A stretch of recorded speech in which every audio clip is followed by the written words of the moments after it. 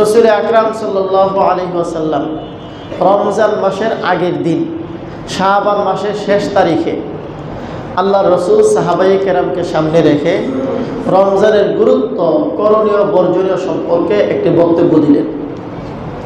এই বক্তব্যটি আপনাদের ফাজাইলে আমাল কিতাবের শেষ দিকে যে রমজান সংক্রান্ত আলোচনা আছে, ওই আলোচনার শুরুতেই শাইখুল হাদিস জাকারিয়া রহমতুল্লাহ আলাইহি এই হাদিসটিকে উল্লেখ করেছেন।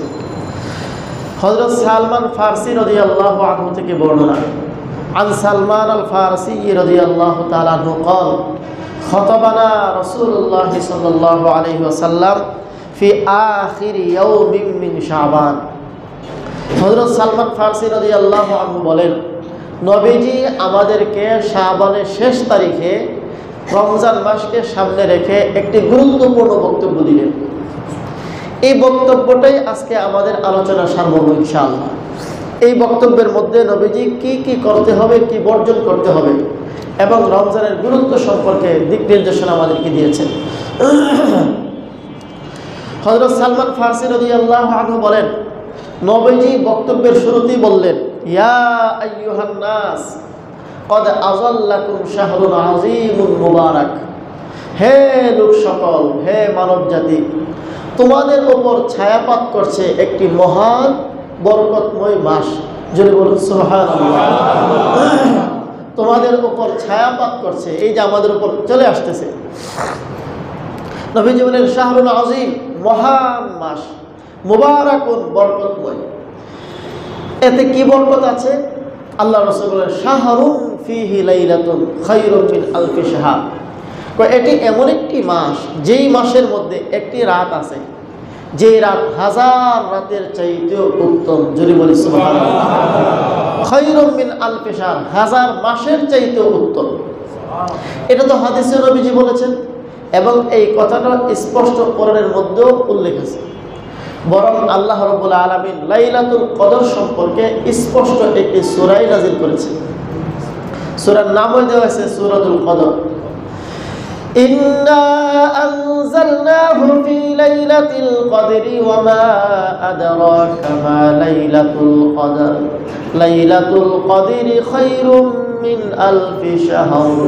আল্লাহ রাব্বুল আলামিন বলেন লাইলাতুল কদর, কদরের রাত এমন একটি রাত যা হাজার মাসের চাইতেও উত্তম। তো হাজার মাসের ব্যাখ্যায় মুহাদ্দিসিনে কেরাম বলেছেন 84 বছর 4 মাস হয়। একজন মানুষ শুধুমাত্র শবে কদরে একটা রাত্র যদি ইবাদত করে, এই এক রাত্র কয় ঘন্টা হতে পারে? 12 ঘন্টা বা একটু কম বেশ। 12 ঘন্টা ইবাদত করলে আল্লাহ রাব্বুল আলামিন তাকে 84 বছর 4 মাস ইবাদত করার সওয়াব দিবেন। সুবহানাল্লাহ। দুনিয়াতে দেখবেন বিভিন্ন উপলক্ষে ব্যবসায়ীরা অফার দিয়ে থাকে। 10টি কিনলে একটি ফ্রি, 5টি কিনলে একটি ফ্রি, 1 লক্ষ টাকার মাল কিনলে 10,000 টাকা ফ্রি, এরকম অফার দেয় কি দেয় না? কিন্তু কখনো শুনেছেন যে একটা কিনলে 1000টা ফ্রি?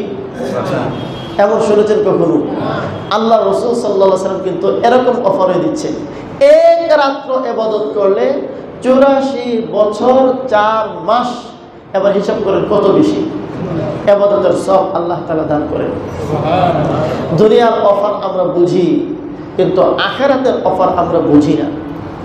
দুনিয়াতে কোনো ব্যবসায়ী ভাইকে যদি বলা হয় যে আপনি যদি আজকের এক রাত্রে ব্যবসা করেন, তাহলে আগামী 84 বছরে যে পরিমাণ ব্যবসা হবে, আজকের এই এক রাতে আপনার সেই পরিমাণ ব্যবসা হয়ে যাবে। যদি কোনো ব্যবসায়ীকে এই অফারটা দেওয়া হয়, বলুন তো ব্যবসায়ীদের কী অবস্থা হবে? পাগল হয়ে যাবে সব। বরং এই যে রমজান আসতেছে, সব ব্যবসায়ীরা, সব ধরনের ব্যবসায়ীরা রমজানের প্রস্তুতি নিচ্ছে। রমজানের কি প্রস্তুতি, কীভাবে ব্যবসা করা যায়।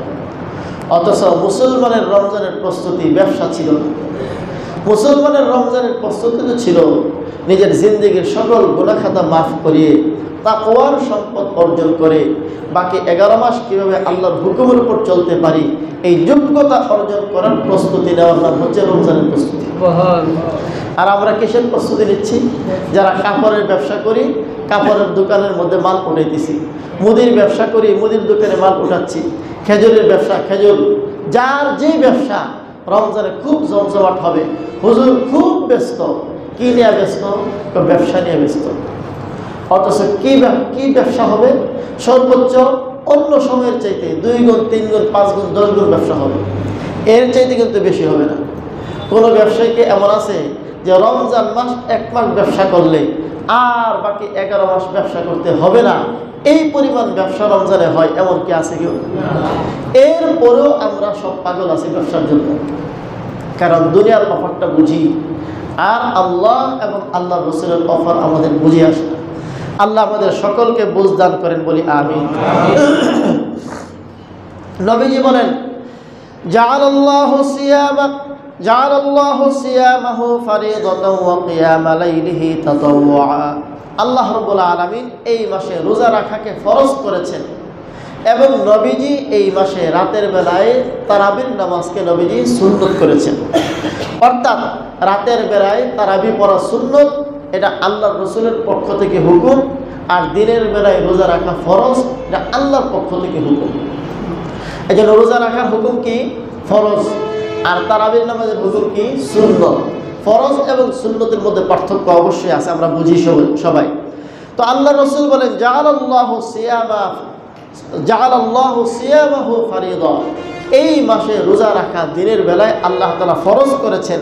ওয়া কিয়ামা লাইলিহি তাতাওয়া, আর এই মাসে রাতের বেলায় কিয়াম করা অর্থাৎ তারাবির নামাজকে আল্লাহ রাসূল সাল্লাল্লাহু আলাইহি ওয়াসাল্লাম নফল বা সুন্নত সাব্যস্ত করেছেন।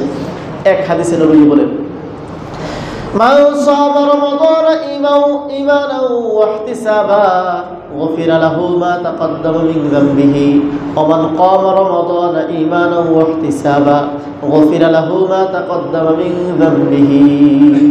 যে ব্যক্তি ঈমানের সাথে আল্লাহ তাআলার পক্ষ থেকে সওয়াব লাভ করার আশায় রমজান মাসে রোজাগুলো রাখবে, রাতের বেলায় তারাবির নামাজগুলো পড়বে, আল্লাহ রাসূল ঘোষণা দিচ্ছেন তার অতীতের সকল গুনাহ আল্লাহ ক্ষমা করে দিবেন। সুবহানাল্লাহ। নবীজি বলেন, শুধু তাই না, এটা তো হচ্ছে ক্ষমার কথা, আর ইবাদত করলে কি লাভ হবে? দুনিয়াতে আপনি 10,000 টাকা দিয়ে 20,000 টাকা দিয়ে একজন চাকরিজীবী রাখছেন, একজন চাকর রাখছেন। এখন এই চাকরকে আপনি বললেন, আমার জন্য 1 কাপ চা বানিয়ে নিয়ে আসো। চাকর যদি প্রশ্ন করে, আমি যদি আপনার জন্য চা বানিয়ে নিয়ে আসি, আপনি আমাকে কি দিবেন? বলুন তো, এই প্রশ্ন করার অধিকার তার আছে? নাই। কারণ তাকে তো আপনি বেতনভুক্ত কর্মচারী হিসেবে রাখছেন, আপনি তার মাধ্যমে চা বানাবেন না পান বানাবেন না কি করবেন, এটা আপনার বিষয়। তার এই প্রশ্ন করার অধিকার নাই। এই প্রশ্ন করলে তার চাকরি শেষ হবে। সে চাকর, আপনি হচ্ছেন তার মালিক। আপনার কাজ তাকে হুকুম দেওয়া, আর তার কাজ শুধু পালন করে যাওয়া। সে যদি প্রশ্ন করে যে আমি যে চা বানাবো আপনি আমাকে কি দিবেন, এই কথা বললেই তো চাকরি নষ্ট। কিন্তু দেখুন, আল্লাহ তাআলা আমাদের মালিক, আমরা তার গোলাম। তিনি শুধু এতটুকু বলে দিলেই যথেষ্ট হতো, এই বান্দারা রোজা রাখো, এই হুকুম দিলেই যথেষ্ট ছিল।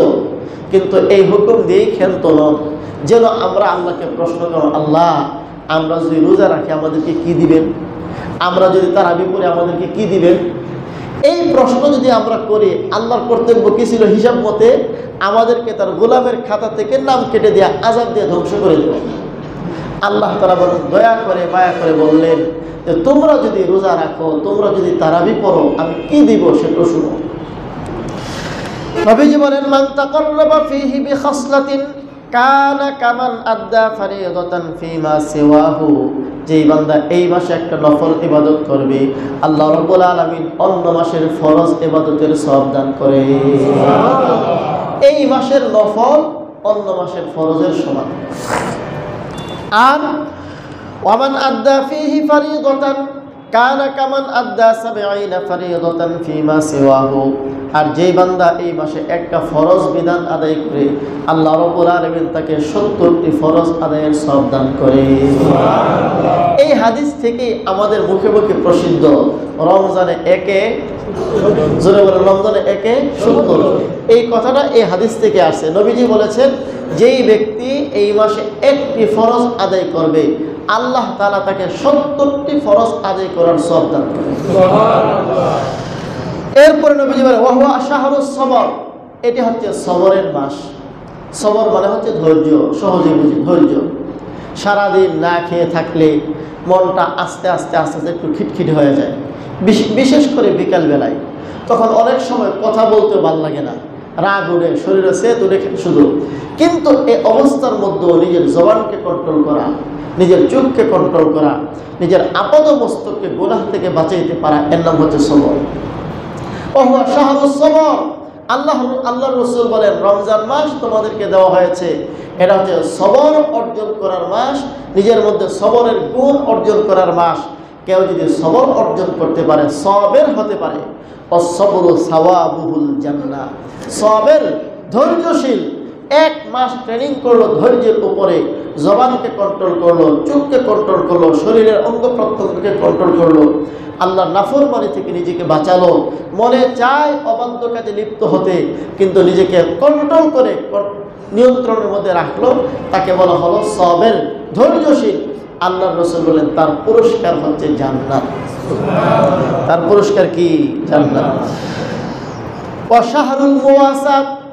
এই মাসের আরেকটি বৈশিষ্ট্য হচ্ছে, এটি হচ্ছে সমবেদনা জ্ঞাপনের মাস। সমবেদনা জ্ঞাপন মানে আমাদের সমাজের মধ্যে আল্লাহ তাআলা যত মানুষ তৈরি করেছেন, সব মানুষের আর্থিক অবস্থান একরকমের না।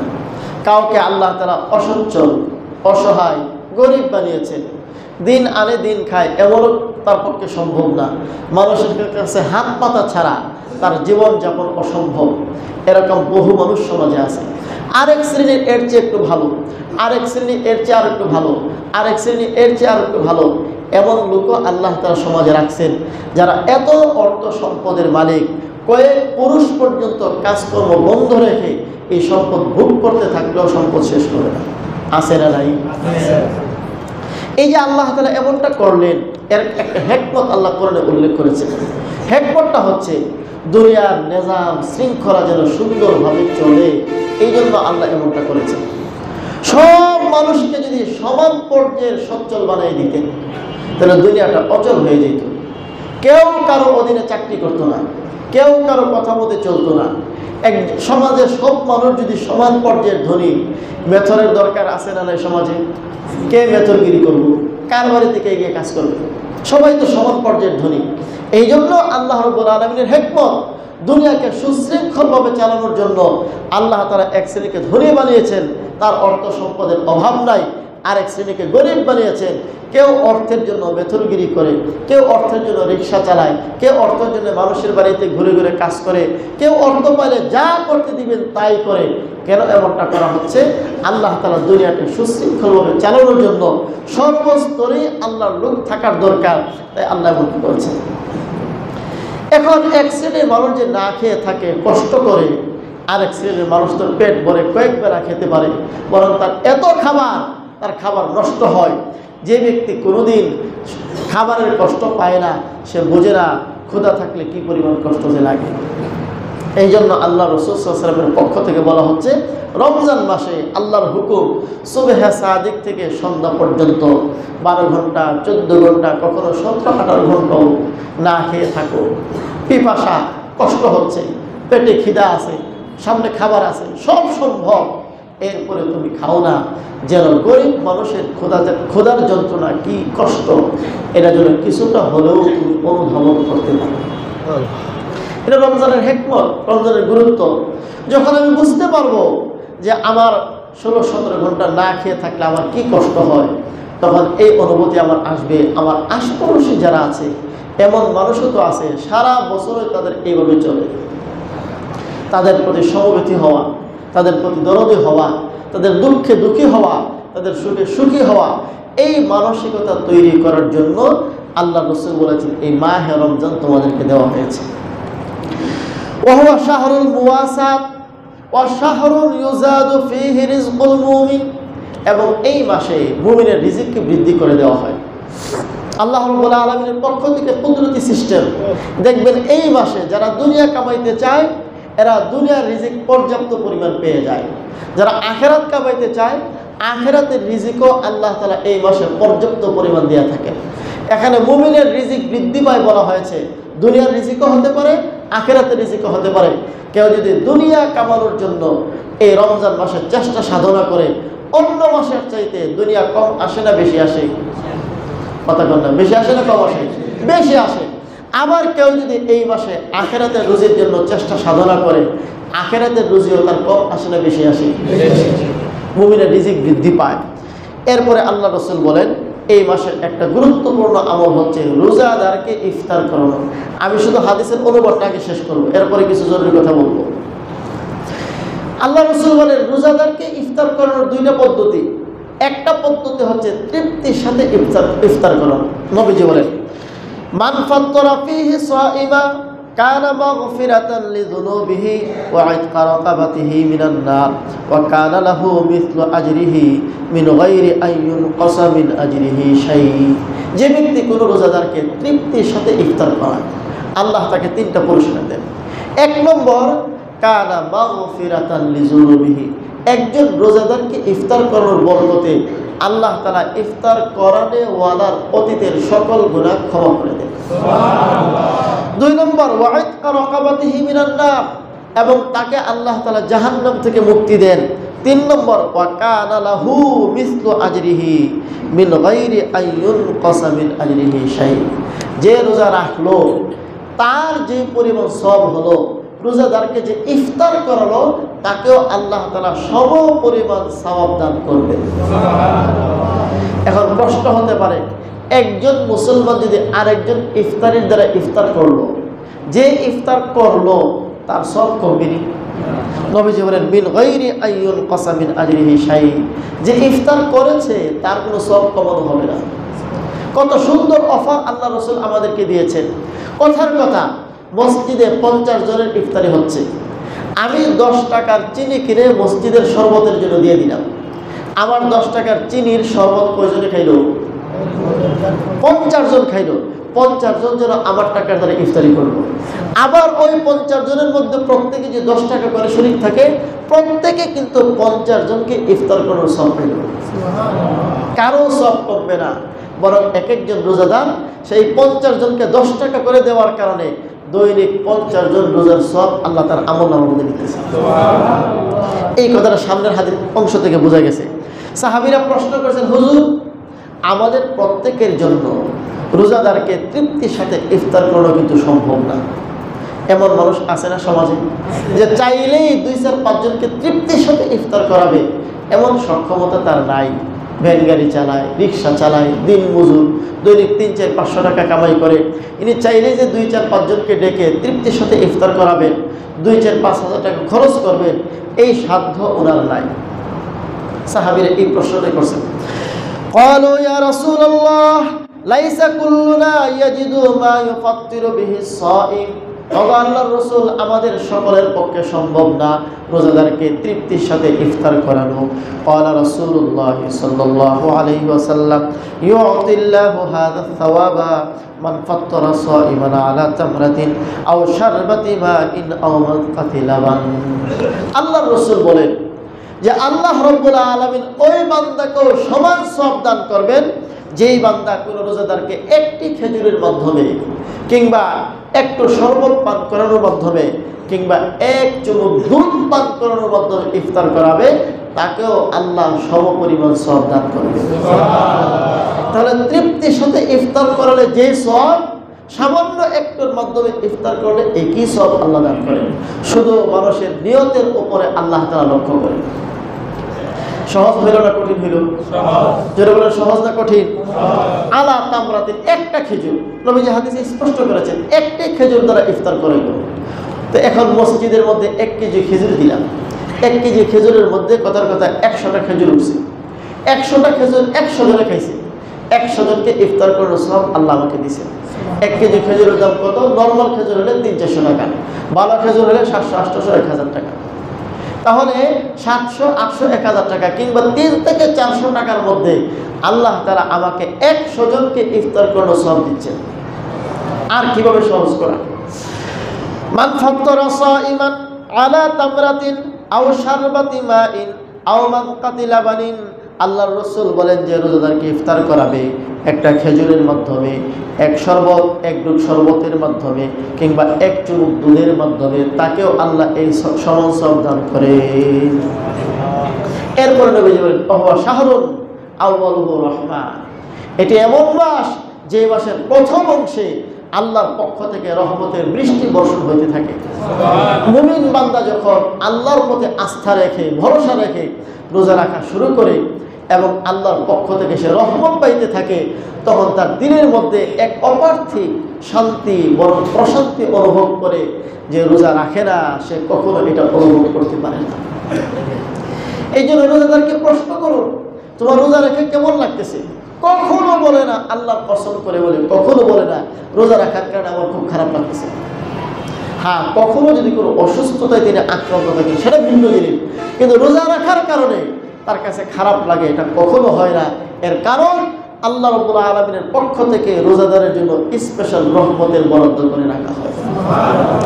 ওয়া শাহরুন আউয়ালুহু রাহমা ওয়া আওসাতুহু মাগফিরা, আর মাঝখানের 10 দিন আল্লাহর পক্ষ থেকে ক্ষমা। প্রথম 10 দিন রহমত, মাঝখানের 10 দিন ক্ষমা। ওয়া আখিরু ইতকুম মিনান নার, আর শেষের দিকে আল্লাহ তাআলা বান্দাদেরকে আস্তে আস্তে জাহান্নাম থেকে মুক্তির ঘোষণা করতে থাকে। শাইখুল হাদিস জাকারিয়া রাহমাতুল্লাহ আলাইহি উল্লেখ করেছেন ফাজাইলে আমাল কিতাবের মধ্যে, মানুষ কয়েক শ্রেণীর আছে। এক শ্রেণীর মানুষ তো এমন রমজান মাস আসার আগে আগেই তওবা করে খালিস দিলে পাক সাফ হয়ে রমজানে ঢুকে, তাকে আল্লাহ তাআলা শুরু থেকে রহমত দিতে থাকেন এবং শুরু থেকে তার জন্য ক্ষমা এবং জান্নাতের গ্যারান্টি লেখা হইতে থাকে। এটা হচ্ছে এক শ্রেণীর মানুষ। এমন মানুষের সংখ্যা কম হতে পারে, কম, যারা একদম পাক সাফ পবিত্র হয়ে রমজান মাসে ঢুকে। যেমন রমজানের আগে আল্লাহ তাআলা আমাদেরকে অফার স্বরূপ দিয়েছিলেন শবে বরাত। কেউ শবে বরাতে ঠিক মতো ইবাদত করে আল্লাহর কাছে মাফ চেয়ে নিল, পবিত্র হয়ে গেল, এরপর আল্লাহর হুকুমের উপর অবিচল থাকলো, কোনো গুনাহে লিপ্ত হলো না। যখন রমজান মাস আসতেছে সে পবিত্র অবস্থায় রমজান মাস পাচ্ছে, তাকে তো আল্লাহ তাআলা শুরু থেকেই মাফ করে দিচ্ছেন, তাকে শুরু থেকেই জাহান্নাম থেকে মুক্ত করে দিচ্ছেন। আবার এক শ্রেণীর মানুষ আছে যারা এই পর্যায়ের না, আরেকটু নিচের পর্যায়ে, কিছু গুনাহ খাতাও করে, কিছু ইবাদত বন্দেগীও করে, আছে না নাই? এদের জন্য আল্লাহ তাআলা দ্বিতীয় দশক। আরেক প্রকার মানুষ আছে যারা কিছু ইবাদত করে কিছু গুনাহ করে, এমন না, আল্লাহ তাআলার হুকুম আহকামের ধারে কাছেই নেই, এমনও তো আছে। তো এদের জন্য আল্লাহ তাআলা অন্তত প্রথম 10 দিন রোজা, দ্বিতীয় 10 দিন, তৃতীয় দশকে গিয়ে আল্লাহ তাআলা তাদেরকেও ক্ষমা করে দিবেন। এই ব্যাখ্যা করেছেন শাইখুল হাদিস জাকারিয়া রাহমাতুল্লাহ আলাইহি। যদি এমন হয়ে থাকে এটা অসম্ভব কিছু না। মোট কথা হচ্ছে রমজান মাস আসে সর্বশ্রেণীর মানুষকে পবিত্র করে জান্নাতি বানানোর জন্য। কেউ এই মাসে আল্লাহর রহমত থেকে বঞ্চিত থাকবে না। এই জন্য আল্লাহ তাআলা এইভাবে রমজান মাসকে ফিট করেছেন। নবীজি বলেন ওমান খাফফা আন মামলুকিহি ফিহি গফারাল্লাহু লাহু ওয়া আতাকাহু মিনান নার, যারা এই রমজান মাসে নিজের অধীনস্থ কর্মচারীদের কর্মকে হালকা করে দিবে। যারা আমরা শেখের চর বাবুরহাটে ব্যবসা করি, যারা আমরা মালিক, আমাদের অধীনে শ্রমিক আছে, এই শ্রমিকদের শ্রমকে হালকা করে দেওয়া, এটার কয়েকটা ব্যাখ্যা হতে পারে। 1 নম্বর ব্যাখ্যা, রমজানের আগে যেই পরিমাণ ডিউটি ছিল এবং ওই ডিউটি অনুযায়ী যেই পরিমাণ বেতন পাইতো, ডিউটি কমায় দেওয়া, বেতন ঠিক রাখা, এটার কাজ হালকা করার এক শ্রম। যেমন ধরুন রমজানের আগে কাজ করতো 12 ঘন্টা, তার বেতন ছিল 20,000 টাকা। রমজান মাস উপলক্ষে আপনি মালিক তাকে ঘোষণা দিলেন যে রমজান মাসে তোমার 12 ঘন্টা ডিউটি করতে হবে না, 4 ঘন্টা কমাই দিলাম, 8 ঘন্টা ডিউটি করবা, বেতন ঠিকই 12,000 পাইবা। কাজ হালকা হইল নি? জোর করে কাজ হালকা হলো কিনা?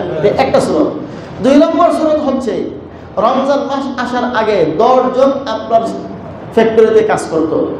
এখন চিন্তা করলেন যে যেহেতু রমজান মাস, তারা রোজা রাখবে, কষ্ট করবে, চলো আরো 5 জন শ্রমিক নিয়োগ দিয়ে দিলাম।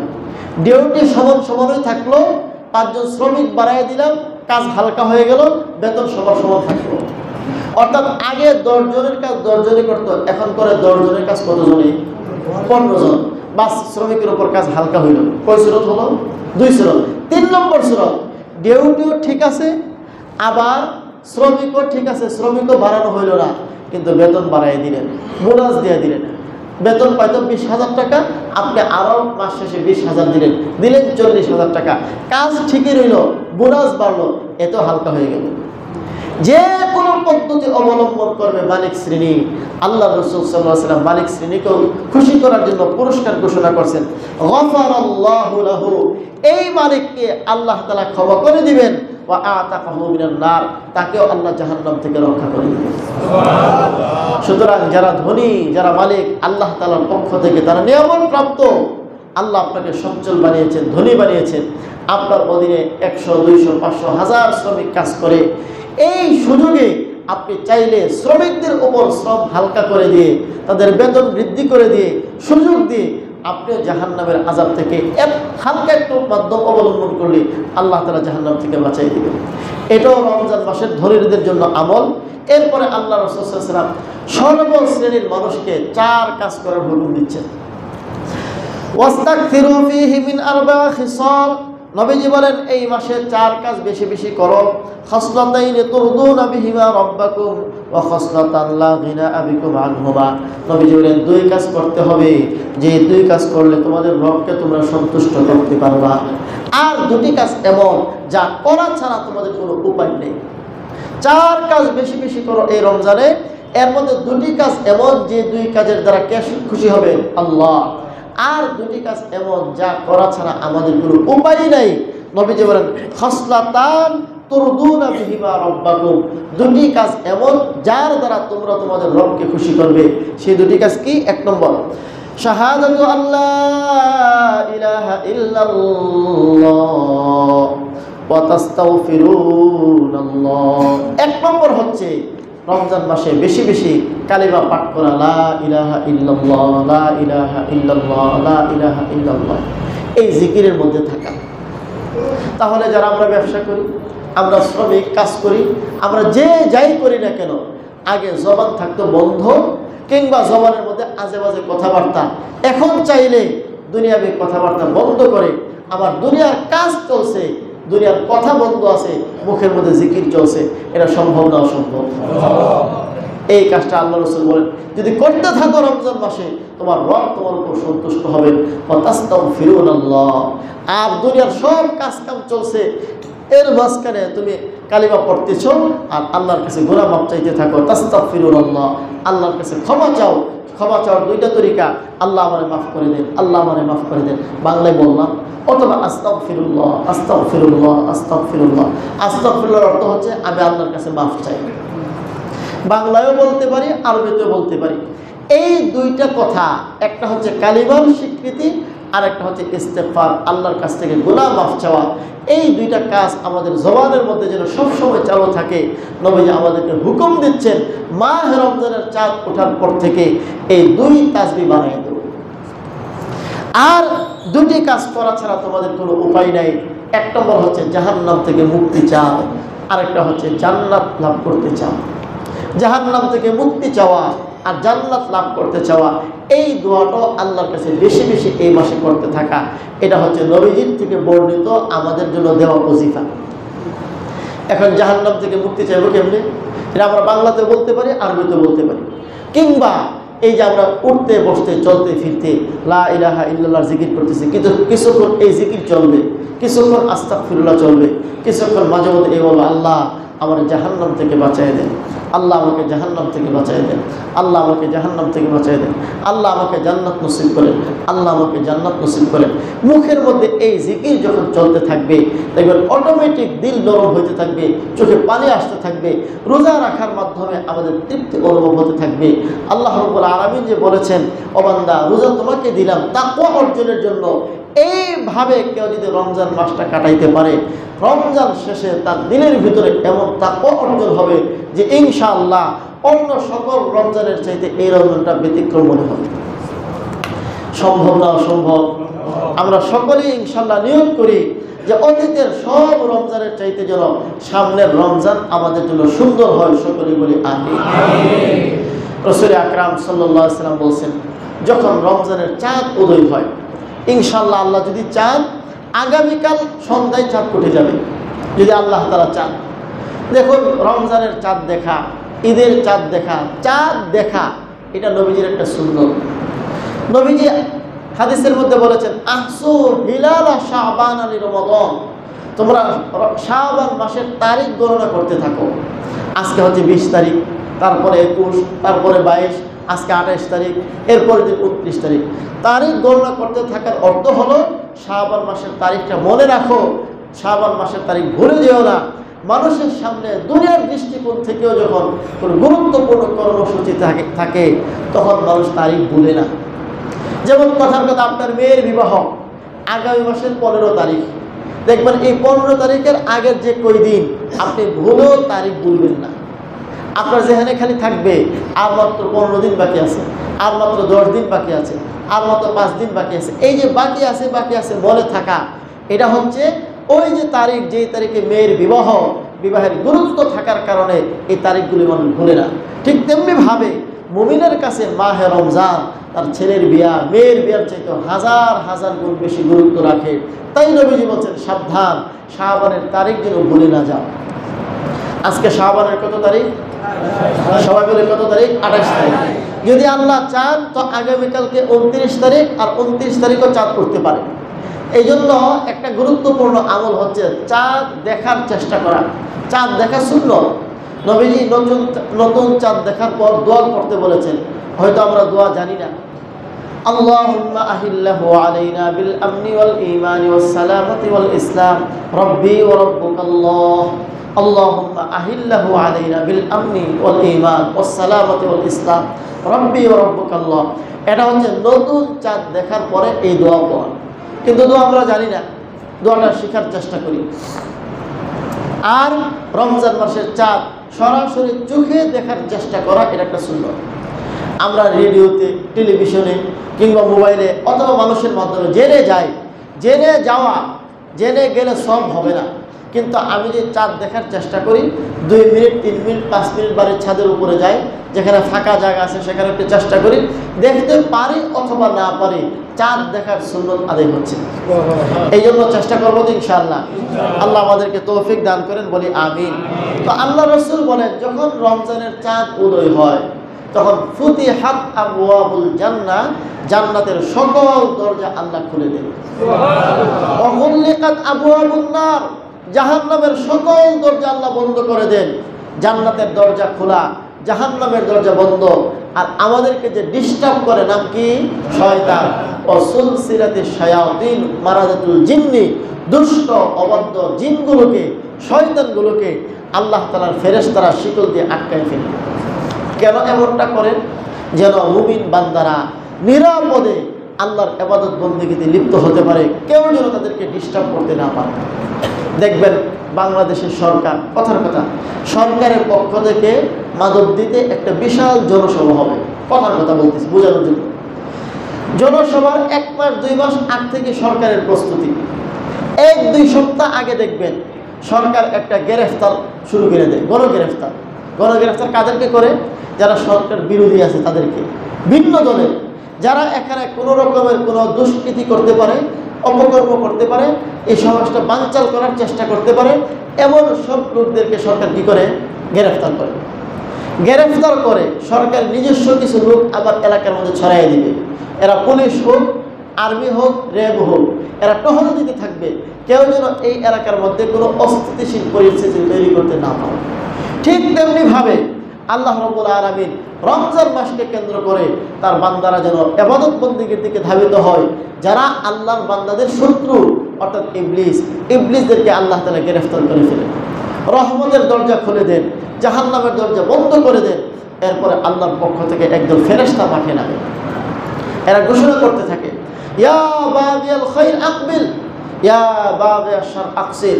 হে কল্যাণকামী, হে নেক কাজ করানোওয়ালা, তুমি অগ্রসর হও, তুমি কাছে আসো। আল্লাহর কাছ থেকে তুমি দূরে চলে গেছো, কাছে আসো। ইয়া বাগিয়াশ শার আকসির। আর হে অকল্যাণকামী, হে দুষ্ট, হে পাপিষ্ঠ, থেমে যাও, আর পাপের দিকে অগ্রসর হয়ে না। এভাবে আল্লাহ তাআলার পক্ষ থেকে একদল বান্দাদেরকে এরকম আল্লাহ তাআলা ফেরেশতার মাধ্যমে ডাকতে থাকেন। মাহফিল হবে, অনুষ্ঠান হবে, 1 সপ্তাহ পরে দেখবেন 1 সপ্তাহ আগ থেকে মাইকিং করানো হয়। মাইকিং করে কি করে না? কেন করে? এটা হচ্ছে মানুষকে উদ্বুদ্ধ করা, এর দিকে আসেন। আল্লাহ তাআলাও রমজান মাস সামনে আসতেছে, আল্লাহ তাআলা ডাকতে থাকেন ফেরেশতাদের মাধ্যমে, আসো বান্দা আমার দিকে আসো, আসো বান্দা আমার দিকে আসো, আর কত দূরে থাকবা, আমি আল্লাহ ক্ষমা করার জন্য রমজান মাস দিয়েছি। নবীজি ওয়ালিল্লাহি ওয়াতাকাউ মিনান নার। আর এই রমজান মাসের প্রতি রাতে অসংখ্য অগণিত জাহান্নামীকে আল্লাহ তাআলা জাহান্নাম থেকে মুক্ত করতে থাকে। এই যে রমজানের এত ফজিলত, এই ফজিলত বললেও কয়েক জুমার প্রয়োজন। আল্লাহ রাসূল সাল্লাল্লাহু আলাইহি ওয়াসাল্লাম নবীজি বলেছেন, কেউ যদি রমজান মাসের রোজাগুলো ঠিকমতো রাখে, আমরা যত ইবাদত করি সকল ইবাদতের পুরস্কার আল্লাহ তাআলা ফেরেশতাদের মাধ্যমে আমাদের আমলনামার মধ্যে লিপিবদ্ধ করে, এরপর আমরা একসময় ইনশাআল্লাহ পাবো। কিন্তু রোজার ক্ষেত্রে আল্লাহ রাসূল বলেছেন, এটা হাদিসে কুদসি, রোজার ক্ষেত্রে আল্লাহ রাসূল বলেছেন, আল্লাহ তাআলা বলেন আস-সাওমু লি ওয়া আনা আজজি বিহি, রোজা আমার জন্য, আমি আল্লাহ নিজ হাতে এই রোজার পুরস্কার দিয়ে থাকি।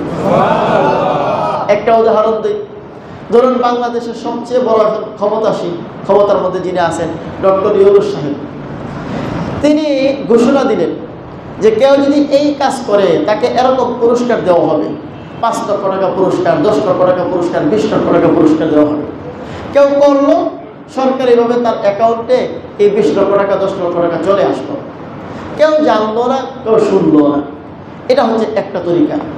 আরেকটা তরিকা হলো ডক্টর ইউনূস সাহেব ঘোষণা দিলেন, যে ব্যক্তি এই কাজ করবে আমি তাকে কি পুরস্কার দিব এখন বলছি না, তবে আমি নিজ হাতে তাকে পুরস্কারটা দেব। বলুন তো আগের পুরস্কার আর এই পুরস্কারের মধ্যে পার্থক্য আছে না নাই? এরপর একদিন ঘোষণা দিল, পৌলালপুর এলাকার, ভগীরথপুর এলাকার অমুকের ছেলে অমুক, তাকে আমার পছন্দ হয়েছে, তুমি আগামীকাল অমুক তারিখে আমার বঙ্গভবনে আসো, আমি নিজ হাতে তাকে পুরস্কার দেব। শুধু এতটুক কথা যদি প্রচার হয়, এবার এই লোকটার দাম কেমন হবে একটু ভাবতে পারি। দেখবেন এলাকার এমপি, মন্ত্রী, মেম্বার, চেয়ারম্যান, শিল্পপতি, নেতা, খেতা এখন সব তার কাছে দৌড়ায়। সাংবাদিকরা, পত্রপত্রিকার লোকেরা, টেলিভিশনের লোকেরা সব কোথায়? এখন তার বাড়িতে স্যার স্যার স্যার স্যার ডাকা শুরু করছে। আবার পারলে এই কথা বলবে, আপনি যখন যাবেন আমার কথাটা একটু কই, কথা কোন ঠিক না ঠিক? অথচ তাকে আগে কেউ চিনত না, কেউ জানত না। একটা ঘোষণা মাত্র হয়েছে যে কেউ যদি এই কাজ করতে পারে, আমি ডক্টর ইউনূস বলছি, আমি নিজ হাতে তাকে পুরস্কার দেব। ঠিক এই কথাটাই ইউনূস সাহেবের চাইতে, হাজার হাজার ইউনূসের চাইতে বরং আসমান জমিন সব কিছুর মালিক যিনি, হাজার হাজার ইউনূসকে যিনি সৃষ্টি করেছেন, সে আহকামুল হাকিমিন আল্লাহ রাব্বুল আলামিন ঘোষণা দিচ্ছেন, ও বান্দা তুমি রোজা রাখো, আমি আল্লাহ হুকুম দিচ্ছি রোজা রাখো। এই রোজা যদি তুমি রাখতে পারো, আমি আল্লাহ তোমার উপর এমন খুশি হব, এর পুরস্কার ফেরেশতার মাধ্যমে তোমার অ্যাকাউন্টে পৌঁছাবে না। আমি আল্লাহ ঘোষণা দিচ্ছি, নিজ হাতে রোজার পুরস্কার তোমাকে তুলে দেব। এখান থেকে উলামায়ে কেরাম এই হাদিস থেকে ব্যাখ্যা দিয়েছেন, রোজাদারের সাথে আল্লাহ তাআলার সাক্ষাৎ সুনিশ্চিত। রোজাদারের সাথে আল্লাহ তাআলার সাক্ষাৎ সুনিশ্চিত, কারণ নবীজি বলেছেন আস-সাওমু লি ওয়া আনা আজজি বিহি, আল্লাহর কথা, রোজা আমার জন্য, আমি আল্লাহ নিজ হাতে তাকে পুরস্কার দেব। আল্লাহ যদি তাকে পুরস্কার তুলে দেন, আল্লাহর সাথে সাক্ষাৎ হবে কি হবে না? আর পরকালে আল্লাহ সাক্ষাতের চাইতে উত্তম কোনো নিয়ামত নেই। সবচেয়ে বড় নিয়ামত হচ্ছে আল্লাহর সাথে সাক্ষাৎ, আর রোজার মাধ্যমে আল্লাহ তাআলা বান্দার সাথে সাক্ষাৎ দিবেন, এই হাদিসের প্রমাণ। এই জন্য আমার ভাইয়েরা, প্রকৃত অর্থে যখন কেউ রোজা রাখে, তখন আল্লাহ তাআলা তার দিলকে, তার মনকে এমনভাবে তৈরি করে দেন, রোজা রাখার মাধ্যমে সে অত্যন্ত মানসিক তৃপ্তি অনুভব করতে পারে, যা বেরোজাদার কখনো তৃপ্তি অনুভব করতে পারে না। এই জন্য নবীজি এক হাদিসে বলেছেন, লিস-সাইমি ফারহাতান, ফারহাতুন ইনদা ফিতরিহি ওয়া ফারহাতুন ইনদা লিকাই রাব্বিহি। রোজাদারকে আল্লাহ তাআলা দুটি খুশি দান করেন, একটা খুশি হচ্ছে ইফতারের সময়, আর একটা খুশি হচ্ছে মালিকের সাথে সাক্ষাতের সময়। দুনিয়াতে ইফতারের সময় যখন হয়, তখন রোজাদারও ইফতার নিয়ে সামনে বসে।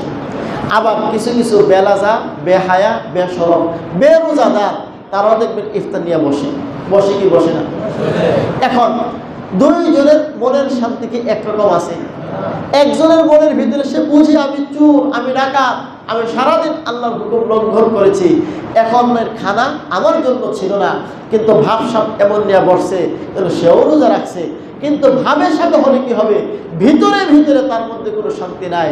পক্ষান্তরে রোজাদার, সামনে তার খাবার, ঠান্ডা পানি, শরবত, সুস্বাদু সব কিছু, এরপরেও সে খায় না, মনের মধ্যে তৃপ্তি অনুভব করে মালিকের হুকুম আমি মানতে পেরেছি, আলহামদুলিল্লাহ, 4 মিনিট 5 মিনিট 10 মিনিট পরে আমি ইফতার করবো, আর মহান মালিক আমার দিকে তাকিয়ে আছেন আর দেখতেছেন আর মুসকে মুসকে হাসতেছেন, বান্দা তুই সারাদিন আমার হুকুম মেনে না খেয়ে থাকলি, এখনো তোর সামনে খাবার আছে, চাইলে তুই খাইতে পারিস, আমি আল্লাহরে তুই এত ভালোবাসিস, আমি আল্লাহর হুকুম এত মানতে তৈরি, সুতরাং আমি আল্লাহ তোরে তো মাফ না করে থাকতে পারি না, যা তোর জিন্দগির সবগুলো আমি মাফ করি।